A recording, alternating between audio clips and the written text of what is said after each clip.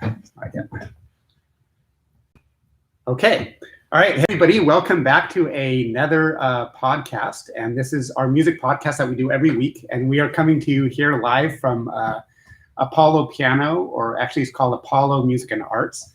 And that's here in Chico on Mangrove Avenue. And if you don't know too much about this place, it is a piano gallery in Chico, California, where we're doing this podcast. And so we just want to make sure that we are, that you guys know we're very grateful to the owners. And the owner, Vince, like he's an okay guy, right? He's Yeah. Cool. Yeah. Yeah, he also tunes.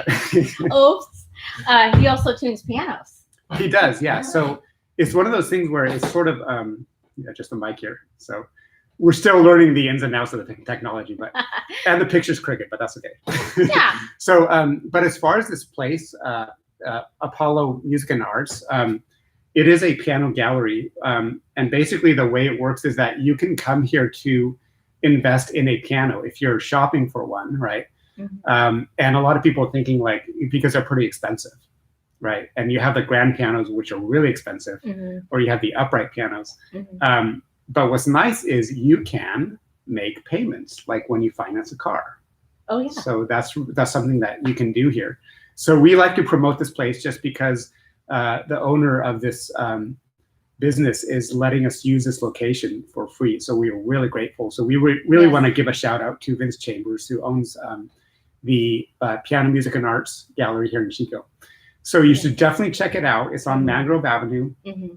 and you can buy pianos. You can get your piano tuned, mm-hmm. which is really important because if you don't, it sounds horrendous. Yes, it does. Like nails on the chalkboard kind of thing. So anyway, I just wanted to start out with that and just say welcome to you guys. This is our third show. So how are you feeling? Are you ready to roll? Yes, I'm ready to roll. I'm ready to sink into this topic this week that we have about piano practice. Yeah. So do you want me to get the ball rolling here with that topic? Yeah, I can kind of introduce sort of what we're going to talk about, and then I'll just turn it over to you because I know you have some things that you want to discuss. You've got your schedule out, which means business. Yeah. I have two. When Missy has a schedule out, you know it's like serious business. Like we're going to do some serious damage. So if you haven't watched this podcast before, this is our third one. And what we're going to be doing is every Thursday, we are just going to do a podcast from this location in Chico and talk about music. And some of it's very specific towards the music scene in Chico. But it doesn't just have to be in Chico, in California where we live. It can be anywhere. Mm-hmm. And we're just going to talk about a different music topic each week. And a lot of it is geared towards music education, private music teaching. So a lot of parents might want to watch this if they're thinking about getting their child into taking piano lessons or any other kind of lessons, music-wise. Yes. Or we also talk about live performances. So just a wide variety of music topics. Absolutely. And today we're going to be talking about the importance of practice. And Melissa is pretty structured, I think, with her lessons. Somewhat. I've never actually taken a lesson from her. So, I don't have any bruises. No, just kidding. But I think she's very structured and pretty regimented, which I think can be very useful at times, right? As long as it's still enjoyable. So what are some things that you want to share about your teaching experience? Well, like I explained to my friends on Facebook Live earlier today, I discussed the importance of organization with your children. When they're taking a musical instrument, it could be overwhelming and challenging at times. And as some of you parents are experiencing, the distance learning can be overwhelming and challenging at times as well. So I have a strategy that worked well with my children when I was homeschooling them and they were taking musical instruments. And I wanted to pass that information on to you because I know there are some parents out there that are extremely overwhelmed, stressed out, and are kind of at their wits' end with everything. And with COVID going on, you don't have a lot of resources you can just reach out to. A lot of you are home alone, doing your Zoom sessions with your personalized learning teacher. So here we go. You're going to have two planners. One is for you, one is for your child. Your child's going to have a planner, and you have, let's say, for example, Monday, Susie has, the thing is usually you're going to have math and you're going to have English every single day. And then you're going to alternate usually the science and the history every other day or something like that. And then music is every day. So the way I used to do it with my girls is I used to have a planner for them in the times that they had the math, the science, the PE, the lunch, the English, and the music. Okay, so this is just a Monday. So math would start from 9 to 10, science 10 to 11, PE 11 to 12, lunch would be 12 to 1, and English would be 1 to 2, and music would be 2 to 3. Now, the thing is about you working at home is if you have a Zoom meeting, let's say at 1:30 to 2, that's a perfect time for your child at home to do something like if they have English, they could do their independent reading during that time period. So you want to choose school subjects and assignments they can do independently when you have a meeting or work-related issue that you can't really be there to help them out. So I just want to put that out there. Now, especially when you're doing your driving time to different, let's say, things that you're doing right now with them being at home and whatever, you need to allot an extra half-hour time when you get home from that grocery store visit, or if they're doing a lesson or something like that in person, or whatever it is, a park walk or hike or whatever, you want to allow another half hour for them to kind of decompress when they get home before they go into another subject in school or music practice or whatever. So you want them to kind of de-escalate, decompress before they go into whatever it is they need to do. You want to make sure that they're getting good sleep and they're drinking lots of water. That's also important. You do not want your child sitting down at their instrument tired, because when they practice their music when they're tired, they're more likely to make mistakes. Let's talk about let's talk about that in muscle memory. Okay. Yeah. Today or for that part? Right now for practicing. Oh, awesome. Yeah. So, and I just want to make an observation too. So, are you talking specifically, because you're mentioning all these other subjects? Yes. Are you talking about homeschooling or just students that are doing the Zoom school that they're doing now with their teachers? Yeah, the Zoom Zoom instruction. So exactly like whatever their Zoom instruction is or their schedule, you want to write that into their schedule for the day. So whatever, usually if your teacher is giving you that heads up on whatever their schedule is, you want to kind of dial that into a schedule for your child, and then put the music lesson in there with their child, because right now that's not a priority. You know why? Because it's not written down. It's not in their, what they need to do. And the last thing they want to do after sitting down, frustrated, whatever it is they're going to be like, Susie, sit down at the piano and practice. It's like, really, Mom, I want to go outside and this. So try to schedule your piano practice maybe in the middle of the day, maybe so they can look forward to maybe going outside and playing with a friend after they sit down and practice their piano. Yeah, not like late at night. Yeah, late at night, and well, especially if they have a bedtime at like 9 or something. Exactly. Yeah, it's just something I noticed, and so I think what I'm getting from this is because, by the way, we don't plan any of this before we start these podcasts. No, it's totally important. This is the first time I've heard this, so I just want to make sure I'm getting this right. So you're kind of talking about integrating the music into the school routine. Yeah, and your work schedule too. Yeah. Because that's important. You want to make sure that you're there for your kids when they need you. If they're needed some, they have questions about any of their assignments when they're doing their schooling, but at the same time, you have work to do too. A lot of you do. So you want to have your own schedule and saying, okay, well, these are the times I need blocked out. So how can I work this around what they're doing at home? So there's a lot of people homeschooling right now. There's a lot of people distance learning. There's a difference, but you can make it work. But you just kind of have to be able to work everything together. And that's the tricky part with a lot of these parents were and that's why we're seeing some challenges with their piano practice. Yeah, I think so too. And the reason I mentioned that is because when you put a schedule together and you tell your kid, okay, like I don't have kids, so maybe I don't know what I'm talking about. but she does. You do. I do. You've been teaching for a while. I have 30 kids right now. What am I talking about? Yeah, and you've seen it through a course of time what works and what doesn't work. And I taught 7th grade, and anybody that can do that. Anybody can do that, can teach anybody. You see the wrinkles on my eyes?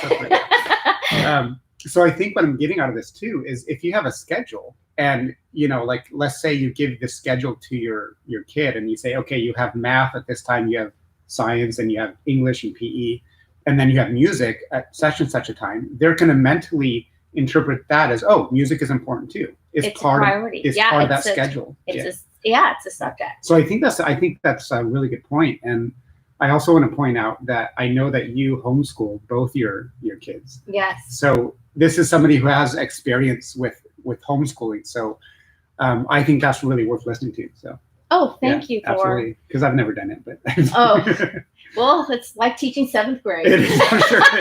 But only 2 of them. I'm so jealous. Oh. But you have to live with them though. So that's different. That's different. Yeah.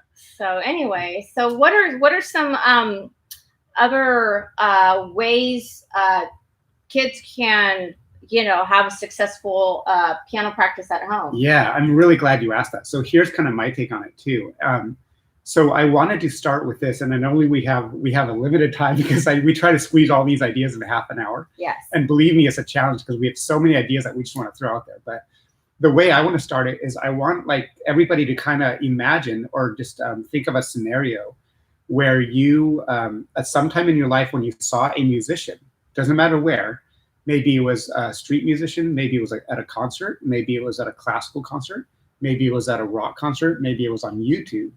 But just think back to a time when you saw a musician who played an instrument really, really, really well, like amazingly well. Yes. And most of you have probably had a moment like that in your life, right? Mm-hmm. So kind of think about that for a second. You've like, I don't know how old you were when you first saw something like that. Just somebody maybe on TV or just, and maybe it was somebody playing the saxophone. Maybe it was somebody playing the violin. Maybe it was a singer. Maybe it was somebody playing guitar, piano, whatever. Well, 2nd grade, the San Francisco Symphony, that was like my, I was really lucky. I was going to like a private school in the Bay Area, and that was our field trip. Yeah. That's a really good experience. Yeah, it was amazing. Yeah, 2nd grade. How old are people? Is that 5, 6, 7? Yeah, 7, 8. I don't know. Here's how much I know. Right? Yeah. So think back to that time. So everybody should have that moment pictured in your head, right? Mm-hmm. Now, what you should be asking yourself is, how did that musician get that good? And I really want you to take a moment to think about that. How did they get that good on that instrument? Because it wasn't magic. It wasn't just like by osmosis. They just woke up and all of a sudden they're like, you know. So how did they get that good, Missy? What do you think? They practiced. Exactly. That is the magic word. They practice a lot. They practice a lot. Mm-hmm. And I guarantee you, because you probably saw something really amazing, like they just did something really amazing with their fingers, or whatever it is, you know, maybe it was a trumpet player, maybe it was a jazz player or something, but you saw something amazing and you need to ask yourself, how did they get that good? And the answer is practice. That is the main answer to that question. It can't be simpler than that. It was not by just, you know, like they were born and they were dropped on their head and all of a sudden they're a musician. That's not how that works. There is a little bit of a genetic component, but not much. Yes. Okay. Mainly, most of it is how much time they spent practicing their instrument. Mm-hmm. And when I say time, what I'm talking about specifically is the regular intervals, like they did it every day for a long period of time, like years. Okay. And nobody, with very, very extremely rare exceptions, nobody gets that good at playing an instrument that when you think about this person, unless they practice almost daily and for a period of years, like maybe 5 years, 6 years or more, like 10 years, 15 years, maybe. You have to understand that it takes time. Mm-hmm. And when I say time, I mean years. Yes. So because I get so many students that ask me, especially like young beginners, and even parents ask me, like, when are they going to get as good as like that other person I saw at the recital? The person at the recital has been playing for 7 years. Like many hours. For many hours a day, exactly. So you have to. So I really want to instill this concept to you guys that it takes discipline, it takes hard work, and it takes hours at your instrument, and you have to play for a number of years. You're not going to be able to kind of get there in 6 months unless you're like really exceptional. and that's rare. Okay, so because everybody's, well, what about Mozart? He started when he was 5. You're not Mozart. Well, maybe you are, but if you are, you're not watching YouTube right now. You're out touring the world, so you know. Well, also back then, you know, with Mozart and Beethoven, a lot of the composers that are no longer living, they spent a lot of times on their instruments. They didn't have Facebook and internet. yeah. And YouTube. Yeah, exactly. And video games. Exactly. And I think video games are do not, and this is my personal opinion. Okay. Yeah. Do not practice do not play a video game before you practice your piano. Because you'll never get to the piano. Well, no, that's not the case. I'm on level 9. It will slow down your brain activity. And I've seen students, and I've seen my daughters actually do this, and they actually have a less productive practice or lesson when they're sitting in front of their iPad or whatever, and then they go and sit directly down at their instrument. I mean, if I'm just saying that's a personal opinion, but if you want to try it at home and see what the difference is, you'll probably see a difference. And you'll see I have a lot more response from my students, as opposed to when I have them like 1 week and they're not sitting in front of that iPad right before the lesson, and then the next week they are sitting in front of their iPad. It's like everything slows down.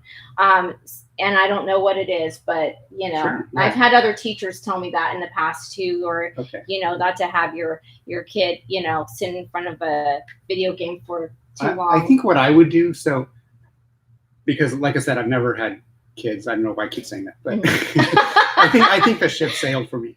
But anyway, I had a cat for 20 years. Huh. Anyway. Yeah. We're getting way off track here. Way off. So I think I agree with you mostly. There might be a little bit of a part where I might not agree, but we're very respectful to each other. Yeah, so yeah, absolutely. Not a problem. I think maybe like if I had kids, I would tell them practice for 6 days, and you can spend all of Sunday playing all the video games you want. There you go. Reward. You know. I'm not saying that you shouldn't play any of them, but I'm just saying it could disrupt their productivity and slow down their retention. Well, I think you could get addicted too, you know? Yeah. Because I've seen people like, I can do it in moderation because I've never really been into video games. I think some video games might be beneficial in terms of like some things. Yeah. There's some studies. And it depends on the program. It depends on the program. Yeah. But I think that people get addicted to it. So what I would do is like, okay, you practice for this many days, then you can have a little bit of, it's like offering them candy. Yes. You know, and there needs to be motivation. Let's talk about motivation in practice. Yeah, definitely. So what do you think about like maybe putting motivational piece, or like you said, rewards? Rewards. Yeah. Well, first of all, I like your idea because it's part of that curriculum. Okay. And instilling music as part of the, you know, the education program, especially now if kids are learning through distance learning at their schools and stuff. Yeah. You want to know what I do with my students? What do you do? Okay. Because last time she said I use a ruler, and I don't do that. He doesn't use a ruler. Just so I don't get like. Only when I take the lessons. Yeah. Well, she had it covered. What can I say? Yes. I talk back. She does. Well, it's intended. So what I do with my students is I tell them a half an hour a day is required. And that means at home practicing. It's not optional. It's absolutely required. And I can tell you, like, I haven't been doing this as long as some people. There's folks at the Music Connection, which is a store here in Chico where we teach. There are people there that have taught 20 or 30 years. And you know some of the older ones. Yes. Like me? Like, no, not you. I've been teaching over 15 years. You're only 20, right? But yeah. Aren't I older than you by like 2 years? I don't want to talk about it. Okay. But there are people at the Music Connection that have been teaching for a while. I've been teaching piano for 7 years. So whatever I can offer from those 7 years, I'll tell you this. Consistently, my students that practice every day for a half an hour a day or more, it doesn't have to be more, it can just be half an hour a day, and do that consistently, they excel to the point where it's like unbelievably fast. When I first saw it, I was like, oh my gosh, I'm gonna have to like brush up on my skills now. You're like catching up to me. Exactly. It's amazing what it does to your muscle memory, right? Yes. It's not about just like knowing what the notes are, it's getting it in your muscle memory. Exactly. If you just take a lesson once a week with me for half an hour and that's all you do and you don't practice at home, you're not going to really get anywhere. You'll know some things about piano and like piano theory, like you'll know how technically how to read notes. Yes. But it has to get in your muscle memory, and the only way to do that is to practice every day. So it's like when you join the gym, you say, I'm going to work out every day, go to the gym every day, and you skip a couple days, it's like a slippery slope, right? Yeah, it is very slippery. Going one day and then maybe just, never at all, So, and it's consistent. The ones that only practice like one day a week or maybe 2 days a week, or they don't do the full half hour, they plateau and they don't improve at all. They forget, they don't retain what they learned. Yes. It doesn't get in the muscle memory, and they end up quitting, not because they're not good at it, but because for whatever reason they didn't put in the time. And there's different reasons why they might not put in the time. It could be motivation, it could be parenting, it could be situation at home if things are chaotic, there's drama at home, there's distractions. It's not always their fault, but I'm telling you, the key secret ingredient is the consistency and the daily habit. You can take 1 or 2 days off. Like you could do 5 days a week. That's okay. Exactly. I require 6 days a week, half an hour a day. That's my requirement. And I'm telling you, consistently, 100% of my students, maybe 99.9, have excelled to the point where they got really, really, really good because they did that. And the ones that didn't, for whatever reason, maybe something else going on at home, they have too much going on, they're in sports, whatever. Yes. Those people didn't excel. And that's not a criticism against them. It's just I'm noticing that statistic, and it's like night and day. Exactly. So, and I think it comes down to, when your child is also taking multiple instruments, to be very mindful of what's going on. Like if your child is taking the piano and isn't really practicing the piano, but they're taking the guitar and they're excelling really well with that, but the piano is just kind of lagging behind, you might want to reconsider taking the instrument that is not doing so well. Because I noticed from my experience with my children is the fact that sometimes that's just adding a little bit more frustration and disappointment, and all around it kind of brings everything down. And so you really need to listen to your, for me, I was listening to my kids and to say, okay, when they're saying they're not feeling good about their instrument, to listen to that and to take things into consideration, talk to the teacher. And I think communication with the teacher is important too. Yeah. What do you think, Thor? When a child is struggling? Oh, absolutely. That open communication. And well, they're all going to struggle a little bit. So if you think, and I know we got like 7 minutes. Okay. We can squeeze it in 7 minutes. Yes. So I'll try to make this as concise as possible. I think when you're taking an instrument like piano, violin, trumpet, harp, whatever it is, bagpipes. If you are taking an instrument, especially a difficult one, you're going to struggle a little bit. But it's kind of like if you decide to join the track team. Sometimes it's going to be a little bit of hard work. It's going to be a little bit of painful, but then you're going to get that exhilarating rush when you beat the other team or whatever. Exactly. I've never played school sports, so I'm in okay shape, but it's the same kind of thing. It's a challenge, and you want to embrace that challenge, and that's the fun part. That's the exciting part. Yes, it is. So it should be a little bit challenging, but not to the point where it discourages you. Yes. And the more hard work you put in, and the more time you put in, and the more patience you put in, I promise you will get really, really good. And people will be like, oh my God, how? And you will be that person that you saw playing that instrument that I talked about. Exactly. That will be you. Yes. And then you can show off, and and if you're single and you're a guy, you can get all the girls, and vice versa, right? So, I don't know. But you know what I mean? Yeah, I know. But you know what I mean. Yes. Yeah. I think it's fair to say too. Don't quit your instrument unless you put in your fair share time of sitting at that instrument and practicing. Yeah. Like Thor had mentioned, I think that you're doing a disservice to yourself if you're not actually putting your best foot forward and actually attempting to try at getting good at the instrument. On the other hand, too, when is a good time to have that discussion with the teacher about maybe discontinuing the instrument? Yeah, that's a good question. So I think that open communication is really important.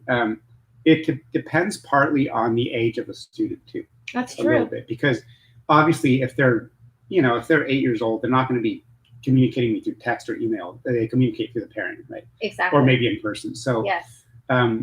But what I do is if the child is really young, I keep very close tabs with the parents and very close communication. They have my cell number, my email, everything, and they do, and the more, if you're a good people person, you're going to be approachable, which means they're going to be really willing to contact you. Mm-hmm. So don't be intimidating, don't be mean, be approachable and smile. Yeah. And be bubbly and fun. That's because you're a teacher. That's what you have to do anyway. You've got to be approachable. Yeah. Otherwise, you're kind of in the wrong profession a little bit. So, I'll say one more thing, and I know you want to say something. As far as adults, I have adult students too. Yeah. I have like 7 or 8 of them, and they just have my cell. They can text me. They can call me. Mm-hmm. I've even had adults that will text me and say, "Hey, I know you're really busy, but is this right?" And then they take a picture of their hand on the piano with a chord. Is this the right chord? And I'm like, "No, you bonehead, it's a B flat." No, he doesn't. I don't call him a bonehead, but he does. But like having that close communication is really important, because then the student will feel more comfortable saying, exactly. "Look, I'm struggling with this. Can you help me?" Yes, I'm on the same page. And with my students, it's like, you know what? If you need to do like a 5-minute Zoom to make sure that what you're doing at the piano is great, then that's totally okay. I want to make sure that when they're sitting at the piano, they're not sitting at the piano with tears rolling down their face. Yeah. I think music should be a positive experience. I tell them if it's way too frustrating and it's like really not getting it, to continue with the rest of their assignments and to sit down with me their next lesson. We'll go over it first thing. I really don't think that piano should be that frustrating. But at the same time, what I also like to do is I like to make sure that my students are motivated to some degree. So I'll maybe assign them maybe their favorite, one of their favorite songs, whether it's, Broadway or whatever it is, or hymn or whatever. But the thing is this too, music is 80% motivation. I went to a music workshop with Jane Bastian years ago. Oh, really? And she is an amazing, world-renowned teacher, musician. She does these, she has her own like piano method, and she actually teaches twice a week.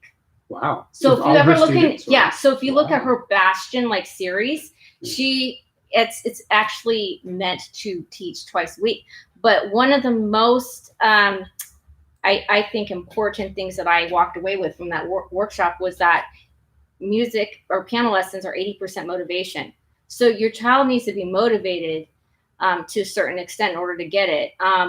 That's why if they're sitting at the piano, not getting it, it's been a couple months, it's usually a good time to sit down with the teacher and saying, okay, is there anything that we can do to help ourselves? But I don't like it to get to that point. I like to get it to right away, maybe a week or two, and say, hey, I noticed Susie is, a little struggling in this area. Is there anything that I can do as a teacher to maybe help her, maybe send her some instructional videos, extra, little videos to your text so she can see exactly how she should be sitting at the piano and that. So, and I know we're running out of time. Okay. This is going to have to go into another week. We can go a couple minutes, but we'll do part 2 next week. Yeah, absolutely. Yeah. So let me just make one point, and then after that, you want to sign off? Go for we'll it. be here until midnight. Yeah. So I think this is a really good point to end on. Yeah. Because I'm going to just kind of piggyback off what you said. Okay. So here's something I can tell you, because I mentioned that there's a little bit of like a struggle, right? Yeah. And that kind of scares people a bit. So let me tell you, your quality of life will like skyrocket, whatever it is, because now things are hard. You got the coronavirus, in California, we have fires to worry about. There's all this stuff that people are stressful about, and going back to school, like what should I do with my kid? Yeah. And then you got your bills, and then you stub your toe. You got all these stressors, right? Exactly. So here's what I'm going to tell you about if you take music lessons, or you have your kid take music lessons. I have now had students that have been taking lessons with me for 5 years, even 6 years. And now it's like the quality of their life has picked up. Their grades go up. And this is not just me spouting off like ideas. These are actual statistics. You can Google it. You can look it up. Their math scores go up. Their memory improves. Their quality of life goes up.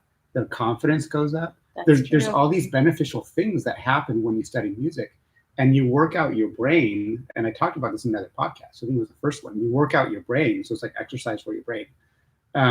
So all your grades go up, and they just start being more studious.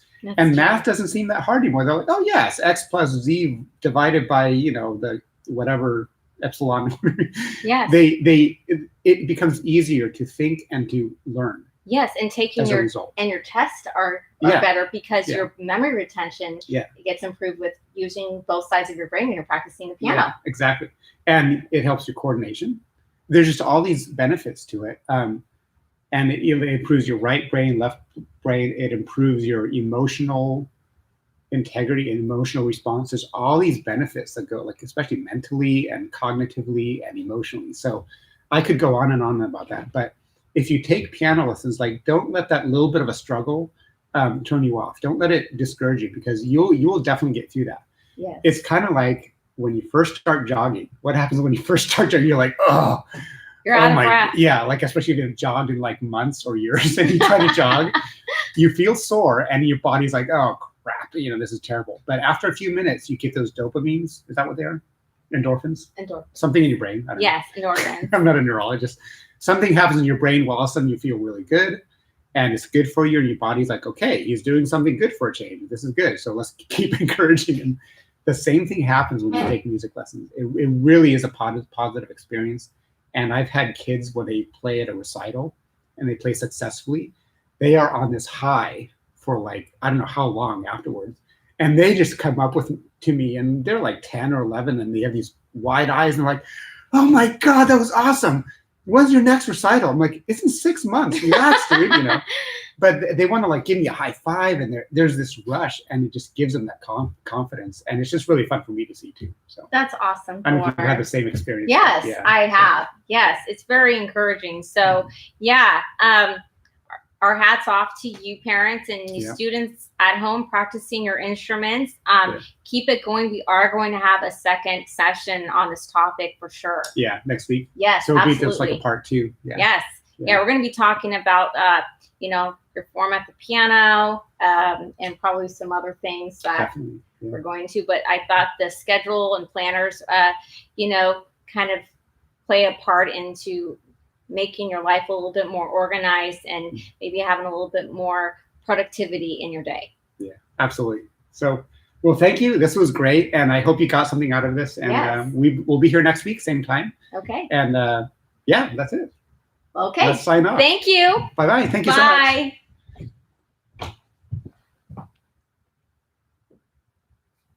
Oh, it's not touchscreen. Bye-bye.